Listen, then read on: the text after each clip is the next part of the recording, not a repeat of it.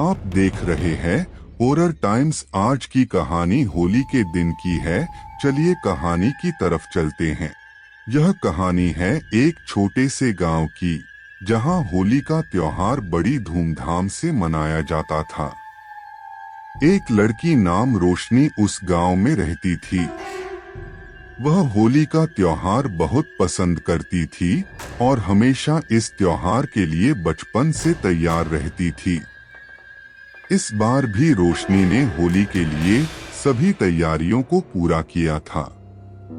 उसने अपने घर से रंगों का पाउडर और पिचकारी लेकर निकला था।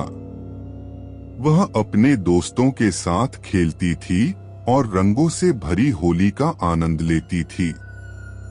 लेकिन रात को रोशनी के साथ कुछ अजीब घटनाएं होने लगी।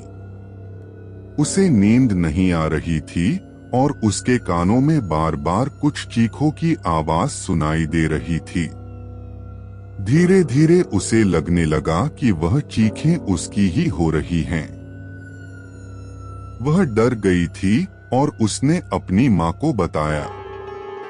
माँ ने उसे समझाया कि वह सिर्फ अपने खुशी के मूड में यह सब सोच रही होगी। लेकिन अगले दिन रोशनी की मौत हो गई। लोगों ने सोचा कि रोशनी की मौत अचानक हुई होगी, लेकिन कुछ लोगों को ऐसा नहीं लग रहा था। उन्होंने सोचा कि शायद कुछ अजीब बात हुई होगी। अगले साल होली के त्योहार पर लोगों ने फिर से रंगों से भरी होली मनाई। लेकिन रोशनी की मौत के बारे में कुछ लोगों को अब भी शक था। इसलिए वे रोशनी के घर गए और उसकी माँ से पूछा कि रोशनी की मौत कैसे हुई। रोशनी की माँ ने बताया कि रोशनी के रूम के सामने होली के दिन एक अजीब सी आवाज सुनाई दी थी। वह आवाज अजीब थी और रोशनी को बहुत डराई थी। फिर रोशनी ने अपनी माँ से अनुमति लेकर दरवाजा खोला था। लेकिन दरवाजा खुलते ही रोशनी के सामने उसकी एक दोस्त का भूत खड़ा हो गया। रोशनी बहुत डर गई थी और उसका दिल धड़कने लगा था। उसका दोस्त उससे कुछ कहने की कोशिश कर रहा था, लेकिन उसके गले से कुछ निकल नहीं रहा था। रोशनी बहुत डर गई थी और वह भाग गई।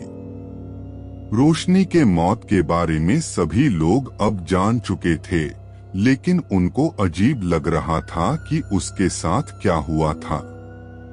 कुछ लोगों को लग रहा था कि रोशनी का घर भूतों का घर है और कुछ लोगों को लग रहा था कि उसकी मौत उसके घर के कुछ दुष्ट आत्माओं की वजह से हुई होगी।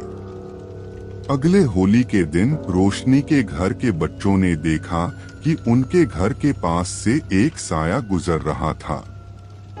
वे देखने के लिए भाग गए तो देखा कि वहां उनकी रोशनी खड़ी थी। वह बच्चों को बुलाने लगी थी, लेकिन उन्हें कुछ सुनाई नहीं दे रहा था। बच्चे बहुत डर गए थे और वे भाग गए। लेकिन रोशनी की माँ ने यह सब देख लिया था। उसने जाना कि उसकी बेटी की आत्मा अभी भी उनके साथ है। वह अपनी बेटी को अपने साथ लेकर दुनिया छोड़ दी। अब भी कई लोग रोशनी के घर के पास से उसकी आत्मा देखते हैं और वह उन्हें बुलाती है। लोग कहते हैं कि रोशनी की आत्मा अभी भी उसके घर में हो। इस हॉरर कहानी के बाद से सभी लोग रोशनी के घर से दूर रहने लगे।